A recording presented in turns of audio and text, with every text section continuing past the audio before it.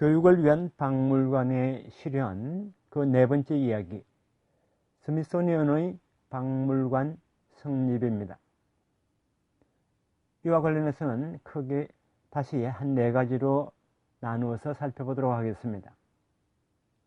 그 첫 번째로 스미소니언 협회입니다. 스미소니언 협회는 공공박물관의 연대사에 있어서는 사우스 켄싱턴 박물관과 독일 박물관 사이에 위치합니다. 공공박물관의 방법을 형성한 인물도 사우스 켄싱턴 박물관의 콜, 스미소니언 협회의 구드, 독일 박물관의 폰 밀러슨이었습니다.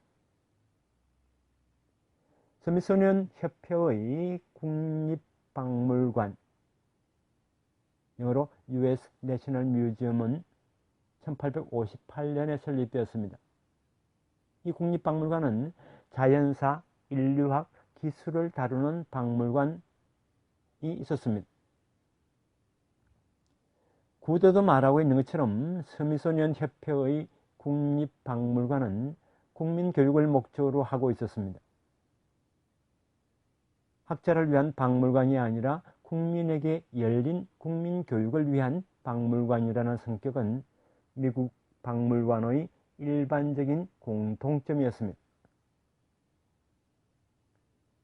미국은 당시 아직 발전도상국이었고 아메리칸 인디언을 몰아내고 개척자를 서쪽으로 진출시켰기 때문에 자연사나 인류학은 기술과 함께 실제로 필요했고 도움이 되는 지식이었습니다.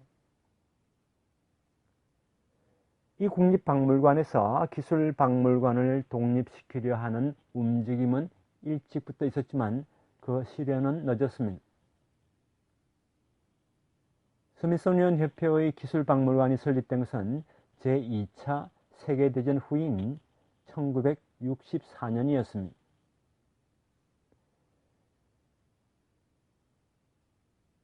이 시간에는 스미소니언 협회의 설립과 구드에 의한 박물관 정비에 대해 살펴보겠습니다.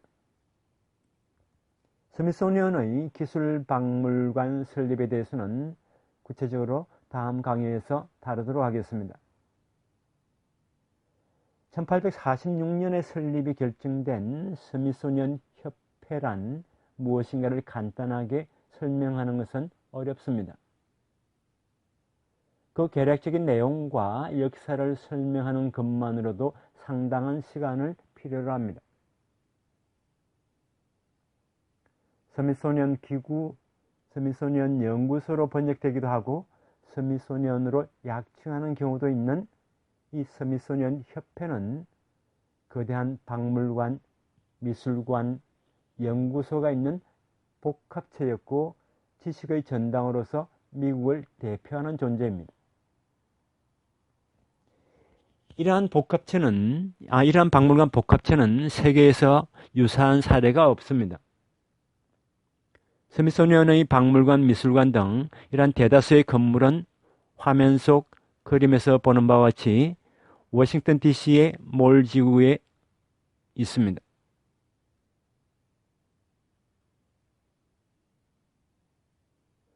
지금 보시는 그림은 국립우편박물관 전단지입니다.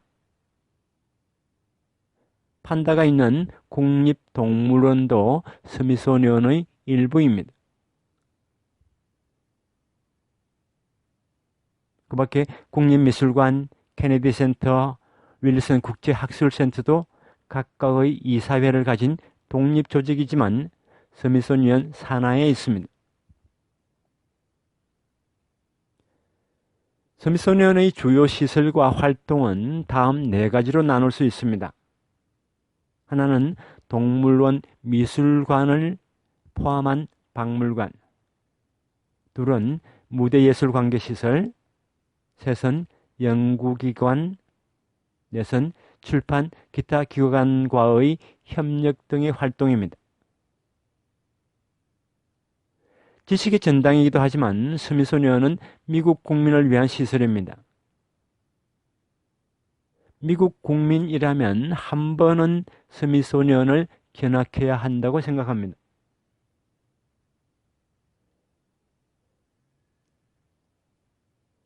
외국인에게 있어서 스미소니언 박물관을 방문하고 미국 국민 대다수가 방문한 것을 보는 것은 미국을 아는 한 가지 방법입니다. 스미소니언은 현재 기본적으로 국가 예산에 의해 운영되고 있지만 그것은 국민의 위탁을 받아서 국가가 국민을 대신하여 예산을 사용하고 있다는 뜻이지 스미소니언은 연방정부의 일부분이 아닙니다. 스미소니언 산하박물관 등의 명칭에 내셔널이라 붙여진 것은 전미 혹은 국민을 대표한다는 의미가 있고 국가기관이라는 것은 아닙니다. 앞으로 말씀드리는 스미소니언 관계에서 내셔널이나 아메리카라 말하는 경우 그것은 국가기관이라는 의미가 아닙니다.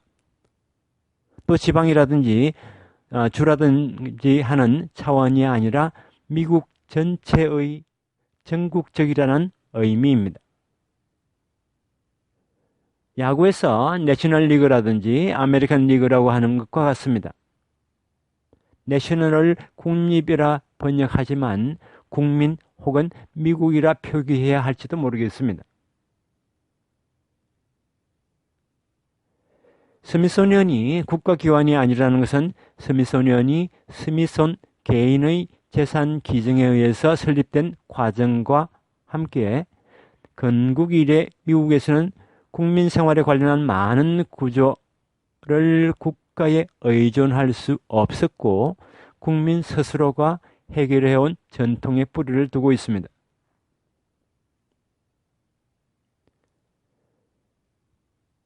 스미소니언의 박물관 등의 입장객 수는 2000년에는 약 3,400만 명 이상이었기 때문에 이것을 단순 계산해서 미국 국민 9명 중 1명이 스미소니언을 방문한 셈이 됩니다. 스미소니언의 박물관, 미술관 등은 특별한 전시를 제외하고 무료 입장입니다. 스미소니언에는 1968년에는 약 3,000명의 직원이 있었고 연방정부 직원인 사람도 스미소니언의 자금에 의해서 월급을 받고 있었습니다. 1990년대 전반에는 스미소니언 직원은 약 6,000명, 절반은 연방정부 직원입니다만은 6,000명이었고 이 밖에 약 6,000명의 자원봉사자가 있었습니다. 1990년 무렵의 수치이지만 연간 예산은 대략 4억 달러, 그 산하의 박물관 등의 소장물은 약 1억 3,400만 점에 달하고 있었습니다.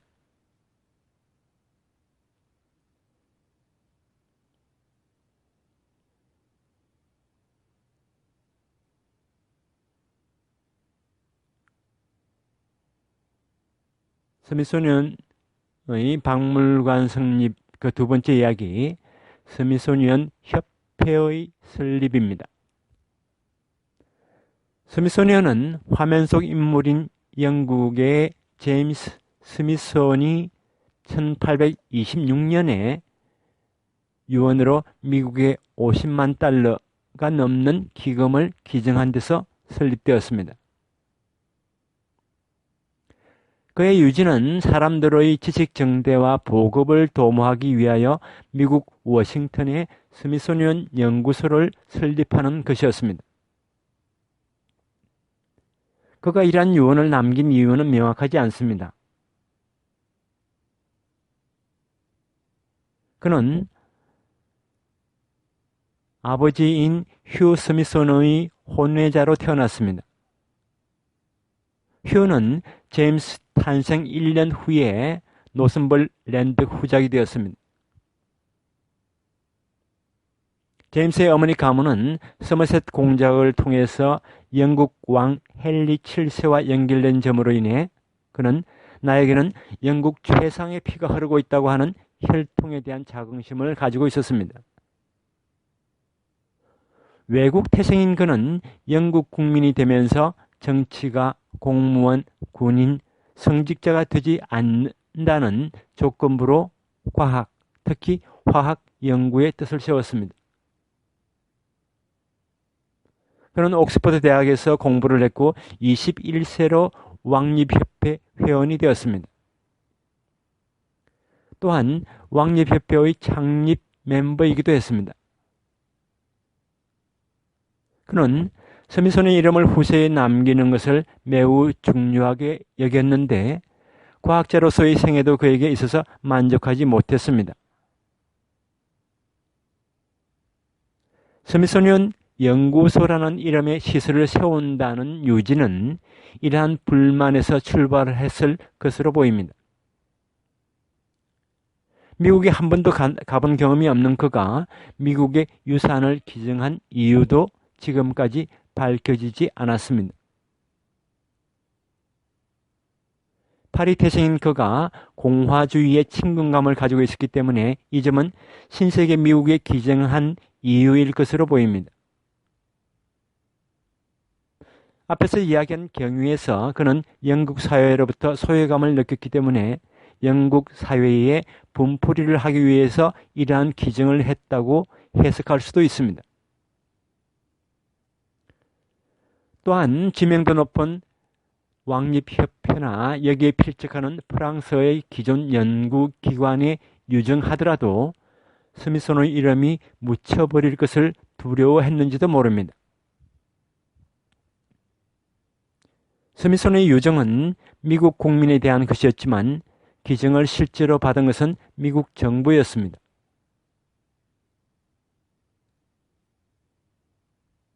화면에 보시는 인물 애덤스 등의 노력으로 기정식이 미국 국회에서 1836년으로 결정되었습니다. 애덤스는 1825년부터 1829년까지 대통령이었고 훗날 1831년부터도 매사추세츠 주 상원 의원이었습니다. 그는 동해안의 지성을 대표하는 정치가로서 대통령 임기 때부터 워싱턴을 세계의 학예와 과학의 중심지로 만들 꿈을 가지고 있었습니다.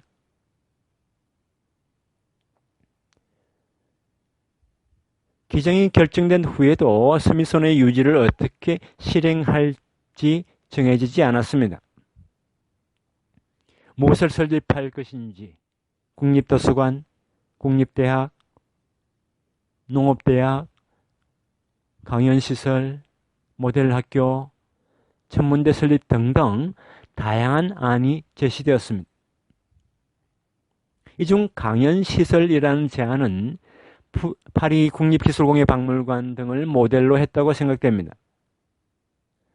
지식 보급을 교육으로 해석하고 이것을 중시하는 의견이 많았습니다. 스미손 자신이 사람들의 지식 정대와 보급을 도모한다 해서 어떠한 것을 생각하고 있었는지 명확하지 않았습니다. 10년 이상의 논의가 있은 다음 1846년에 사람들의 지식 정대와 보급을 도모하기 위한 스미소니언 연구소를 설립하는 법률이 제정되었습니다. 지질학과 광물학을 포함하는 자연사의 표본을 수용하고 화학실험실, 도서관, 미술관, 강당을 가진 적절한 건물을 세우는 데 있었습니다. 스미소니언은 미국 과학기능협회라는 단체의 영향을 받으면서 결국 박물관을 중심으로 형성되어 가는데 그 과정에는 필의 박물관도 관여했습니다. 그 사정을 잠시 살펴보겠습니다. 아담스 등은 미국에는 전국 규모의 학술단체가 필요하다고 여겼고 콜롬비아 학예진흥협회를 설립했습니다. 이것이 1818년에 의회의 승인을 받게 되고 1821년에는 연방의회로부터 지원을 받게 됩니다. 이 협회는 나중에 미국 과학진흥협회가 되었고 게다가 국립협회로 명칭이 변경되었습니다. 한편 잭슨 대통령은 아메리카 대륙의 주변을 탐험 조사하는 데 열심히였는데 필의 아들 티치아노도 그의 상담역을 맡았습니다. 태평양, 아메리카 대륙의 서해안과 동해안, 대서양 탐험 조사가 계획되었고 해군 대위 찰스 윌크스가 탐험 대장으로 뽑혔습니다.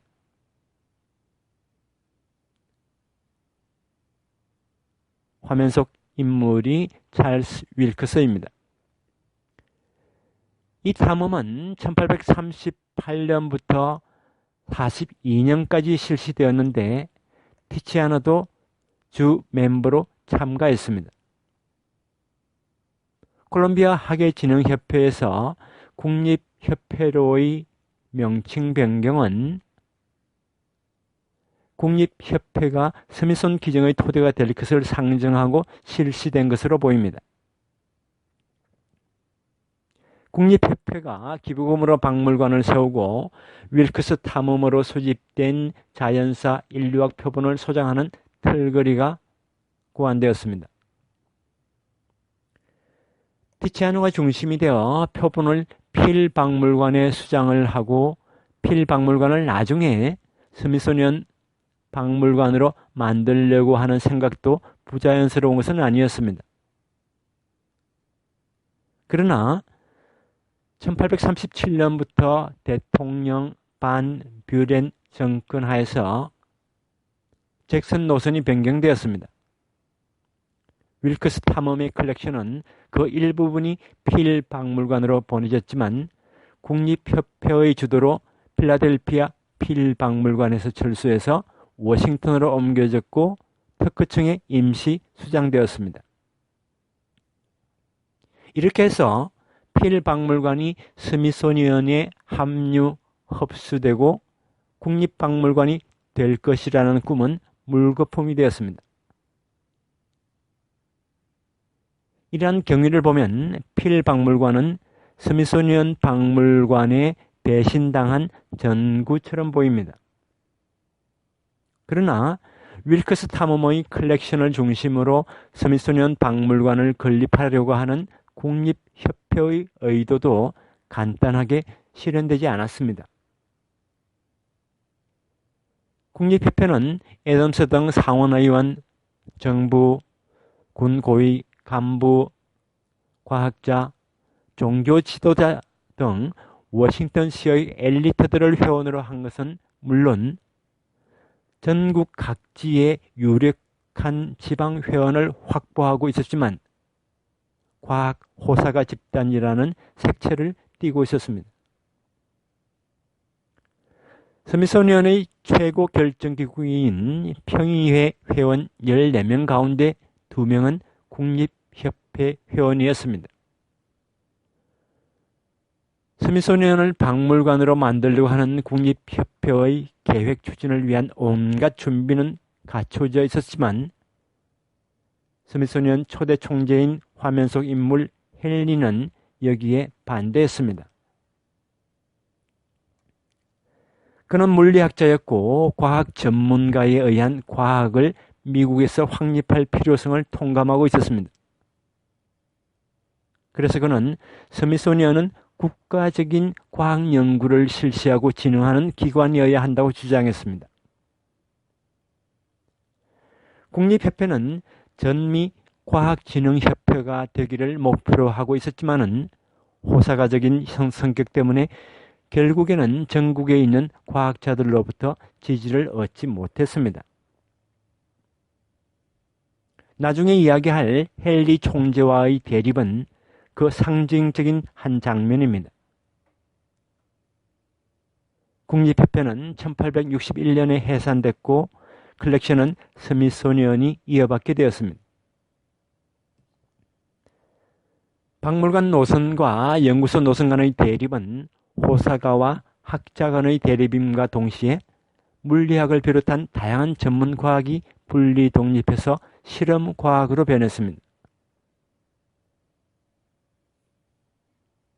그때까지는 자연과학이 주류를 이루어온 자연사의 지위가 상대적으로 떨어지는 과정의 한 현상이었습니다. 19세기 미국에서는 과학 전문가의 의식이 고조되었고 호사가적인 국립협회는 그 자취를 감추었습니다. 1846년에 마침내 스미소니언 협회가 설립되었습니다.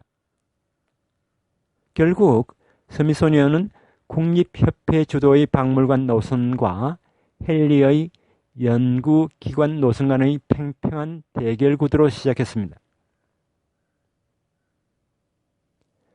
1857년이 되어서 윌크스 탐험 컬렉션을 스미소니언으로 옮기기로 결정했고 스미소니언 국립박물관이 1858년에 설립되었습니다.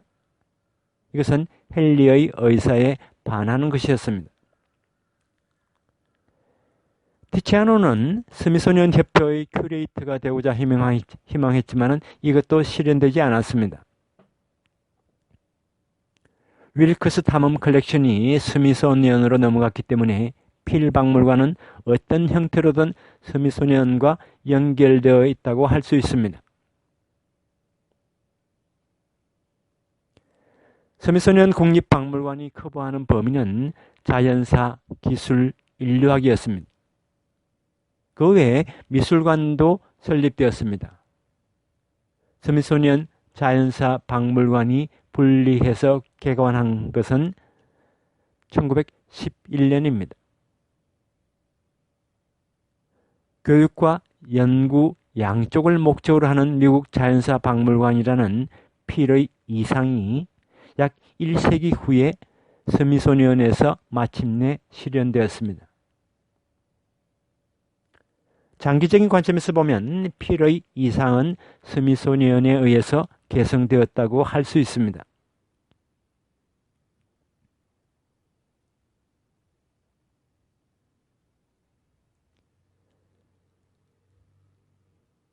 스미소니언의 박물관 성립, 그 작은 세 번째 초대 총재 헨리입니다. 프린스턴 대학 교수였던 헨리는 당시 발전도상국이었던 미국의 과학자 가운데 유럽의 과학자와 대등한 논의가 가능한 사람 중 몇 안 되는 인물이었습니다. 그런 의미에서 헨리는 1세기 전의 벤자민 프랭클린과 닮았습니다. 헨리를 스미소니언 총재로 앉히는 것은 타당한 선택이었습니다. 헨리는 스미소니언을 박물관 도서관이 아닌 최신 과학 연구를 하는 기관으로 만들려고 생각했습니다. 그는 지식 정대는 원천 연구에 의해서만 달성할 수 있고 새로운 진리를 발견하기 위해서는 기술적, 분류학적인 자연사가 아니라 분석적, 이론적인 물리학이 중요하다고 생각했습니다. 헨리에게 있어서 연구와 박물관은 반대되는 것이었습니다.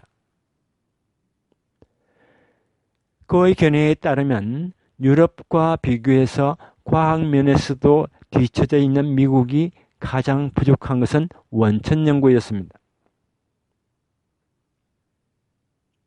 오늘날의 입장에서 보면 그는 선견지명이 있었던 것처럼 보이는데 19세기 중반 미국에서는 자연사, 농업이 중요했습니다.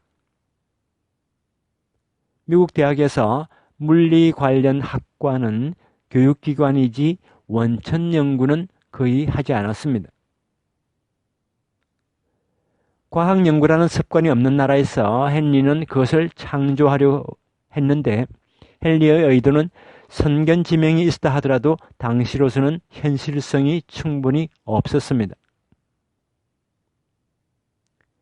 헨리의 계획은 스미소니언은 자연사, 민족학, 인류학, 역사학에서부터 물리 관련 과학까지 다루려 했고 예산을 세워서 실시해야 할 프로젝트로서 다음 7가지 사항을 들었습니다.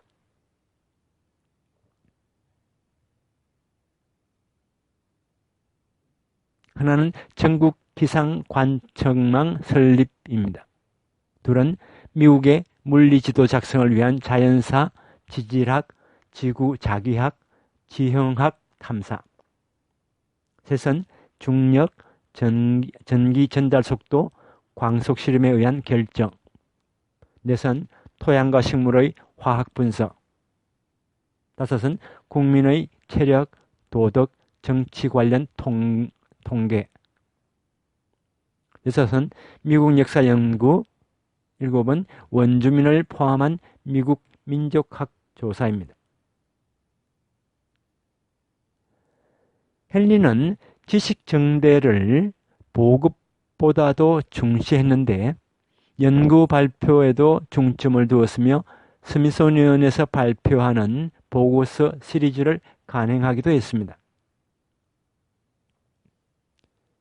그런 보급에 대해서는 앞에서 말한 시리즈 이외에 과학 연구 결과를 게재할 다양한 보고서를 간행하기도 했고, 이러한 보고서를 국내외 연구기관이나 학술단체에 배포하려 했습니다. 이러한 계획에 따라서 만들어진 스미소니언은 다음 8개의 부문으로 나뉘어져 있습니다. 하나는 천문학, 지질학, 자연철학, 둘은 자연사, 셋은 지질학, 광물학, 넷은 화학, 다섯은 과학기술의 산업응용, 여섯은 농업, 일곱은 미국 역사와 고대사, 여덟은 문학과 미술입니다. 박물관과 도서관에 대해서는 헨리의 의견이 받아들이지 않아 알력이 생겼습니다. 윌커스 탐험 컬렉션을 스미소니언이 인수해서 1857년에 이전을 했고 국립박물관이 스미소니언 내에 탄생하게 되었습니다. 미국에서 출판된 서적을 보관하는 중앙도서관 역할도 스미소니언이 담당하게 되었고 총재 비서로 도서관학자 주이시 임명되었습니다.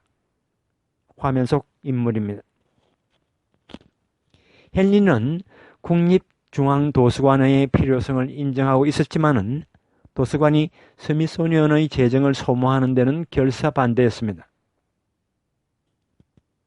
결국 스미소니언에 수집된 도서는 1866년에 국회 도서관으로 이전되었고 주위선 명퇴를 해야 했습니다.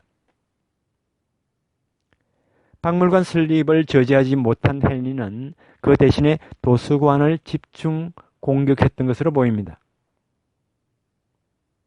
주위선 오늘날의 미국 도서 유니온 카탈로그를 시작한 공로자이고 그를 추방한 헨리는 오랫동안 도서관 개통의 미움을 받아왔습니다. 주이스의 후임 비서에는 자연사학자 베어드가 임명되었습니다. 화면 속 인물입니다. 1860년 무렵에는 국립미술관 컬렉션을 헨리의 반대에도 무릅쓰고 스미소니언으로 이전했고 이것이 스미소니언 미술 컬렉션의 시작이 되었습니다. 이렇게 헨리는 스미소니언이 박물관, 도서관, 미술관, 강연장을 보유하는 데 반대했습니다. 그것은 이러한 시설을 이용할 수 있는 것은 인근 주민들 뿐이고 전국 나아가 세계적인 규모로 공헌해야 할 스미소니언의 사업으로서는 부적절하다고 생각했기 때문입니다. 1878년 헨리가 사망한 후 스미소니언은 박물관 중심의 노선으로 전환했습니다. 화면 속 그림은 스미소니언에서 사용한 실입니다. 1846년에 스미소니언 법에는 공예 및 외국 유물, 진귀한 유물 전부, 자연사, 식물, 지질학, 금속학의 표본으로서 미국에 소속되어 있거나 추후 소속될 것들, 워싱턴시에 둘 수 있는 모든 것이 스미소니언으로 이전하도록 되어 있었습니다. 스미소니언의 국립박물관은 실제로 1858년에 설립되었습니다. 1876년 필라델피아에서 개최한 건국 100주년 기념 박람회에 미국과 각국에서 출품된 전시물을 스미소니언에 보관하기로 정식으로 결정이 되었고 엄청난 물품이 스미소니언으로 옮겨졌습니다. 이러한 물품 대부분은 자연사와 금속 표본이었고 산업관계 물품이었는데 기계관계는 적었습니다. 박람회의 물품이 되어짐으로써 그 후 스미소니언의 박물관 성격을 결정하게 되었습니다. 1976년에 건국 100주년 기념 박람회 모습 재현을 의도한 전시 제목인 1876년이 스미소니언 공회 산업관으로 개설되었고 그 후 오랫동안 이 관에 당시 전시의 흔적이 남아 있었습니다. 박물관 도서관을 둘러싼 알력은 있었지만 헨리 체제 하에서 스미소니언의 기초가 만들어졌습니다. 헨리는 건물로서는 심플한 것을 희망했습니다. 스미소니언 기부금이 건축자재 구입에 다 써버리게 되면 과학 연구를 할 수 없다고 걱정했기 때문이었습니다. 워싱턴 몰 지구에 신축한 스미소니언 연구소 건물은 화면 속 그림처럼 몇 개의 탑이 우뚝 솟은 훌륭한 건물입니다. 여기에는 임원 사무실, 강의실, 도서실, 독서실, 박물관 공간, 화랑, 물리화학 실험실 등이 있었습니다.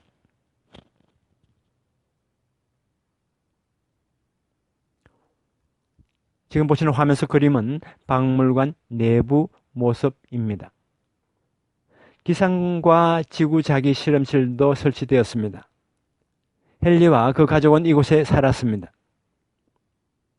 성을 닮은 건물은 캐슬이라 불렸고 1865년 화재가 발생하여 복원되었습니다.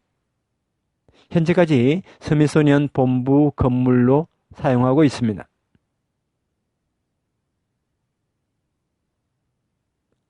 화면 속 그림에 보이듯이 성은 스미소니언의 상징입니다. 헨리의 계획 가운데 성과를 거둔 사례로서 기상 관측기가 있습니다. 그는 농업, 상업의 일기예보가 도움이 될 것으로 생각했습니다. 그래서 전국의 기상 관측 동호인들에게 연락을 해서 각지의 기상 상황을 스미소니언으로 보내도록 했습니다. 그들 중에는 맑고 흐린 날씨, 바람, 비, 번개 시작 시간만을 알려오는 사람부터 시작을 해서 관측 기록 장치 세트를 갖춘 사람까지 다양했습니다. 1852년에는 전국에서 모이던 기상 리포트 자원 봉사자가 200명을 넘었습니다. 매사추세츠 뉴욕주에서는 다양한 연구기관에 기상 관측소를 설치해서 스미소니언으로 관측 결과를 직접 보내줬습니다. 1849년에는 기상 통보를 위해서 매일 정해진 시간에 전신선을 사용할 수 있도록 전신회사가 협력을 했습니다. 이렇게 시작한 전신 기상 서비스는 남북전쟁 발발 이전까지 이어졌고 1870년에 정부의 기상청으로 이전되었습니다. 이렇게 미국 기상관측망의 시작은 헨리가 만든 것입니다. 헨리 시대부터 시작한 자원봉사자의 협력 전통은 오늘날까지 이어지고 있습니다. 1957년 국제지구관측의회에서 이때는 자원봉사자들이 인공위성 추적을 계속했습니다. 최근에는 국립동물원에서 판다의 출산을 자원봉사자들이 돌아가며 돌보고 있습니다. 이렇게 많은 사람들의 지속적인 작업을 필요로 하는 일은 직장인보다도 자원봉사자가 적합합니다. 본래 미국의 자원봉사는 작은 정부로 인해서 시민들에게 충분한 서비스를 제공할 수 없었기 때문에 등장했습니다. 그들을 움직이는 데 있어서 스미소니언은 최적이었습니다. 스미소니언과 자원봉사자의 협업은 미국의 특성을 잘 나타내고 있습니다.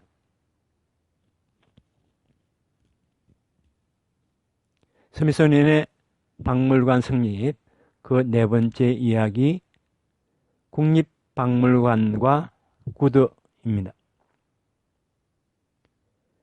미국 정부는 서쪽인 남아메리카와 태평양 지역 등의 대규모 탐험 조사를 반복했습니다. 스미소니언 총재 비서인 베어드는 정부 탐험 조사의 고문이었고, 예를 들어 캐나다 서부부터 알래스카 답사를 도왔습니다.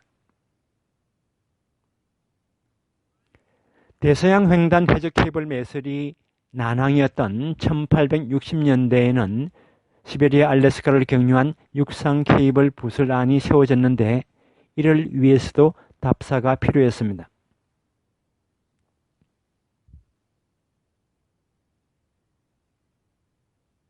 후에 대서양 해저 케이블 공사가 성공리에 끝났기 때문에 시베리아 알래스카 케이블 공사 계획은 취소되었지만은 이 답사가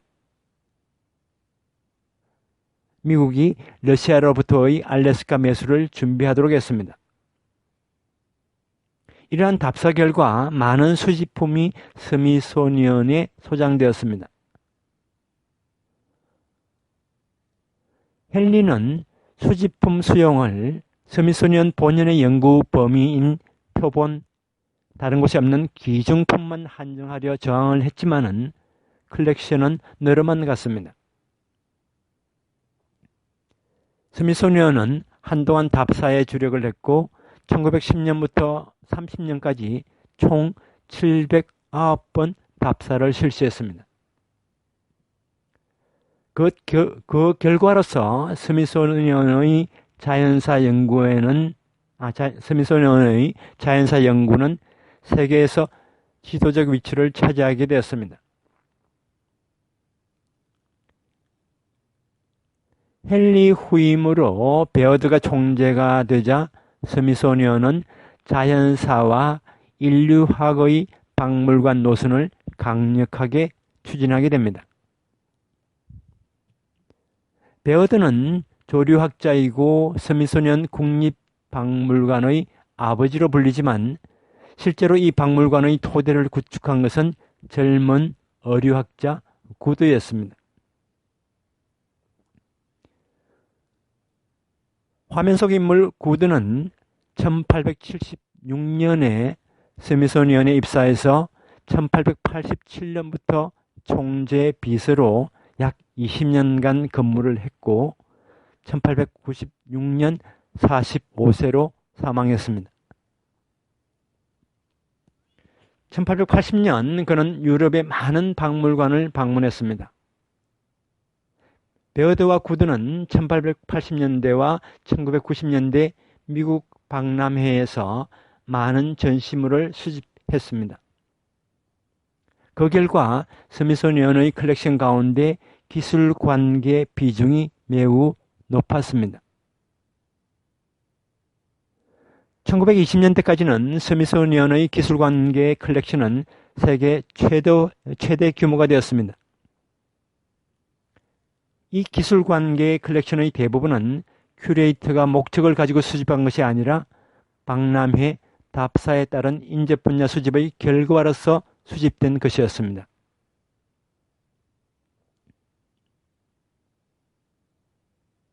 화면 속에 현재 공예산업관인 스미소니언의 국립박물관 새 건물은 1881년부터 공개되었습니다. 이 박물관의 공업부는 1881년에는 인류학 부분에 속해 있었는데 2년 후에는 독립을 해서 공업부가 되었습니다. 여기에는 의학, 섬유공업, 어업, 동물제품, 조선, 생물 큐레이터가 있었습니다. 공업부문 수장품은 1882년에는 19만 3,362점이었던 것이 1889년에는 286만 3,894점으로 증가했습니다. 1888년 무렵에는 스미소니언의 국립박물관 연간 입장객 수는 약 30만 명이었습니다. 1908년에는 정부의 특허 모델이 다수 이 박물관으로 이관되었습니다. 박람회 등에서 수집된 물건은 당시의 새로운 자료였지만은 이 박물관에 오랫동안 두게 되자 과거의 유물이 되었고 이 박물관의 기술관계 컬렉션은 과거를 수집한 컬렉션이 되었습니다. 공업관계의 표본은 방대한 양이 되었지만 담당 큐레이터 수는 적고 그들 대부분은 비정규직이었습니다. 과학, 기술 유물을 다루는 것이 인류학 유물과 어떻게 다른지 명확한 생각을 갖고 있지 않았습니다. 스미소니언의 큐레이터였던 멀트 하우프는 이 애매한 상태에 대해 적고 있습니다.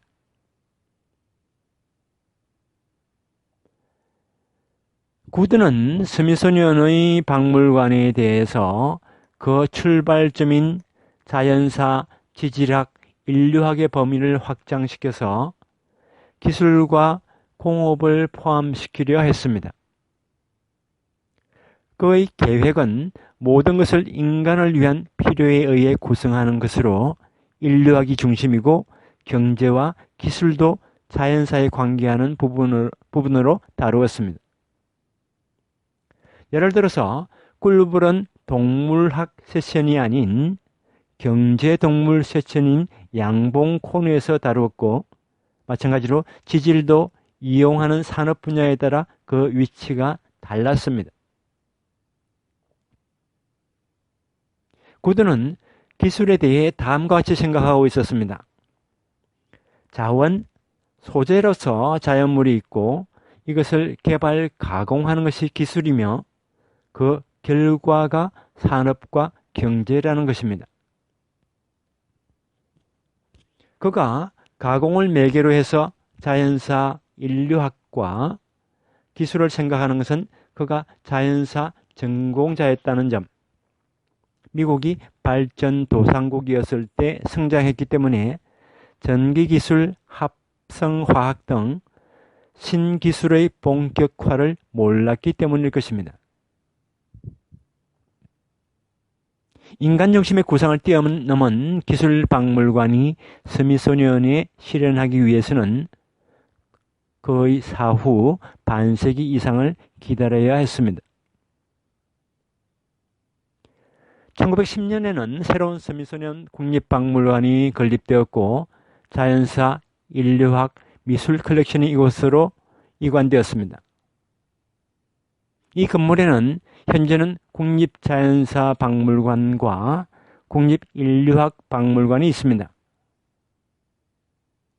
화면 속 그림은 국립자연사박물관의 1987년 안내장입니다. 스미소니언의 국립자연사박물관 현황을 잠시 살펴보겠습니다. 이 박물관은 스미소니언 국립박물관을 계승한 것으로서 스미소니언 가운데 가장 오래된 역사를 가진 박물관입니다. 전시는 자연사박물관, 인류학박물관 구별 없이 배열되어 있습니다. 연간 입장객 수는 수백만 명으로 국립 미국 역사 박물관과 나란히 스미소니언의 박물관 가운데 국립 항공 우주 박물관 다음으로 관람객이 많습니다. 소장하고 있는 표본수는 약 1억 1,800만 점이고 스미소니언 전체 총계의 1억 3,400만 점의 대부분을 차지합니다. 자연사 컬렉션 표본 수와 자연사 직원 수에 있어서도 전 세계 박물관 가운데 손꼽힐 정도입니다. 전시품 가운데 주목할 만한 것은 45캐럿짜리 짙은 청색 다이아몬드와 공룡 화석일 것입니다. 살아있는 곤충을 사육하고 있는 곤충관도 있습니다. 디스커버리 룸에서는 아이들이 자연계에서 채취한 표본, 화석, 매머드 상아, 코끼리 상아 등을 만질 수 있습니다. 또한 샐러리, 참깨 등 다양한 종류도 맛볼 수 있습니다. 1975년에 개설된 자연사 동호회 센터에서는 시민, 아마추어, 학생, 교사 등이 자신이 채집한 것을 가져와 박물관 자료를 참조하거나 전문가의 조언을 들을 수 있습니다. 채집물이 분류체계의 어느 부분에 해당하는지 알아보기도 하고 이곳에서는 자신들도 연구실 분위기를 느끼며 학습할 수 있습니다. 화면 속 그림은 자연사 동호회 센터 안내장입니다. 그 후 센터는 버지니아주로 이전했습니다. 스미소니언 박물관의 방향을 결정한 구도의 생각을 소개하겠습니다. 구도의 박물관론은 박물관을 국민교육을 위한 시설이라 하면서 기본 정신부터 운영까지 폭넓은 범위에 걸쳐 논의하고 있습니다. 1895년 그의 논문 박물관 관리의 원리는 공공박물관의 존재 양상과 방법을 정리한 최초의 논고입니다.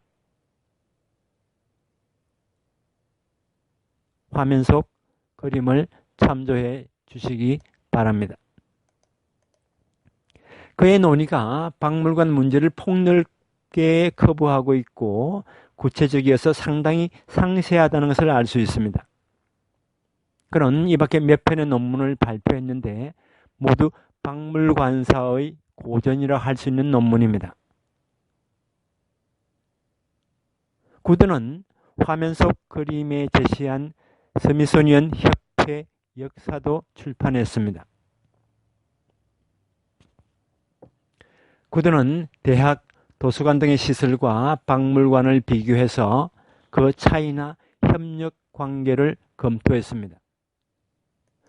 그는 박물관을 도서관과 비교해서 도서관은 글자를 읽을 수 있는 사람, 교육을 받은 사람에게 도움이 되는 시설인데 비해서 박물관은 도서관과 달리 누구에게라도 봉사한다고 말했습니다.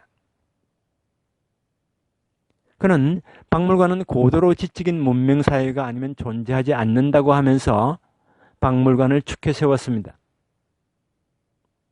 또한 박물관은 대학이나 학회와 비교하면 대중을 상대로 하는 시설이라고 했습니다. 박물관 시설로서는 학자를 지원하는 지식정대와 대중을 교육하는 지식보급 두 가지가 있다고 하면서 스미소니언의 국립박물관 컬렉션도 연구 컬렉션과 교육 컬렉션으로 구분했다고 적고 있습니다. 특히 교육에 대해서 구도는 강조했습니다.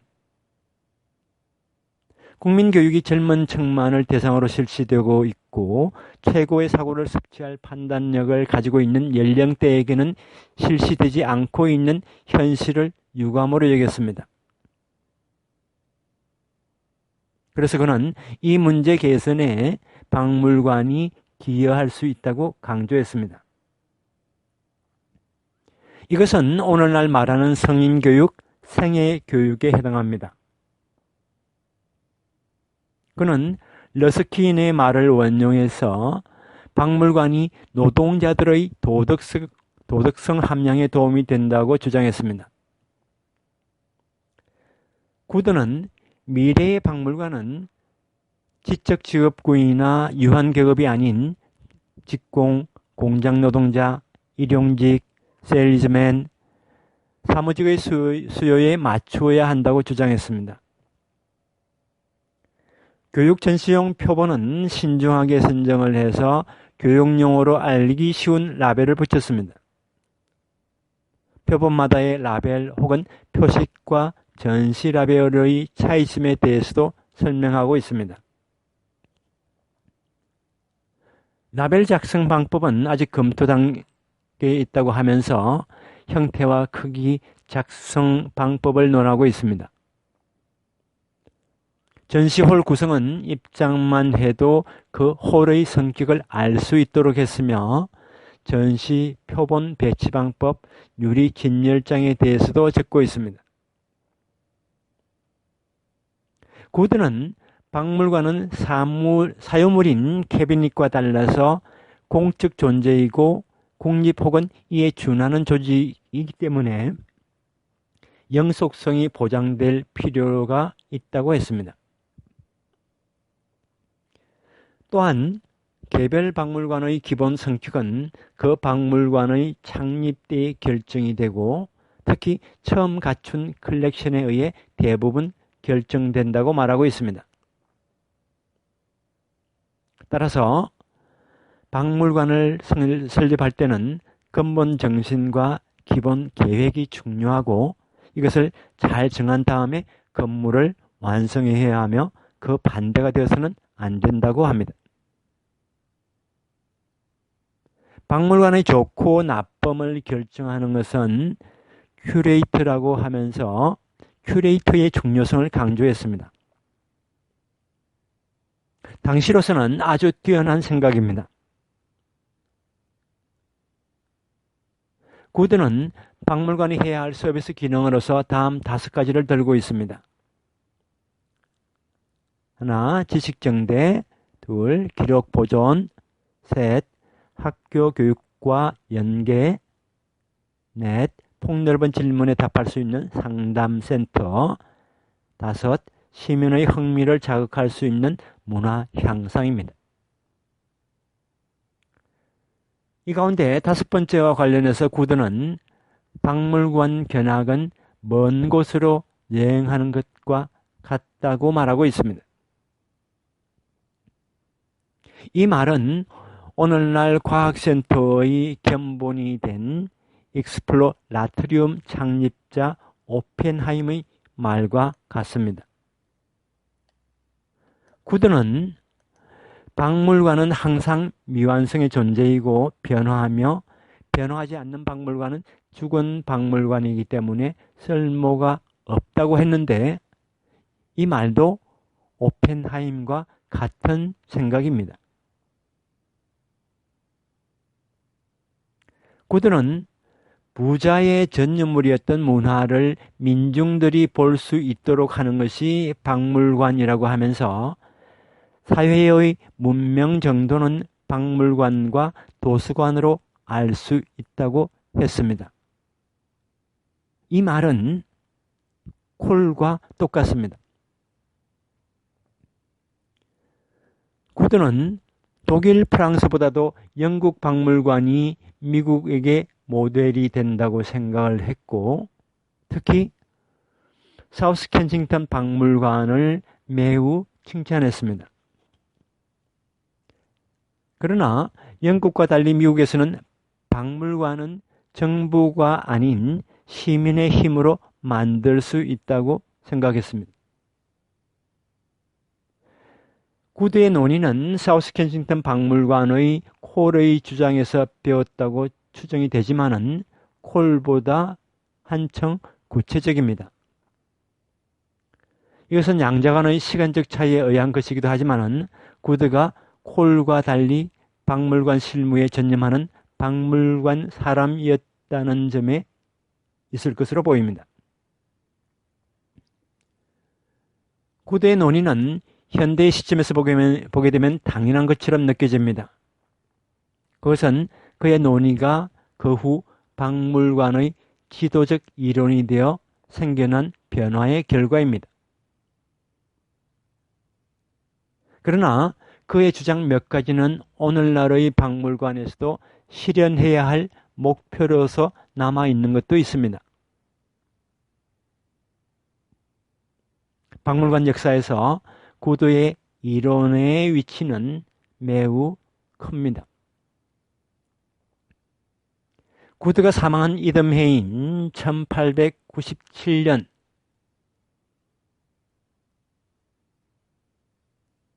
스미소니언 연보 가운데 500쪽 분량의 한 권의 책이 그에게 바쳐졌습니다. 박물관으로서의 스미소니언의 방향을 확정지었다는 의미에서 구드는 스미소니언 중흥의 할아버지라 할 수 있습니다. 헨리 다음으로 제2의 창립자라 할 수 있습니다. 일찍 사망하지 않았다면 그는 스미소니언의 총재가 되었을지도 모르겠습니다. 이번 강의는 여기서 마치도록 하겠습니다. 다음 강의는 과학기술박물관의 완성이라는 주제로 강의를 시작하도록 하겠습니다.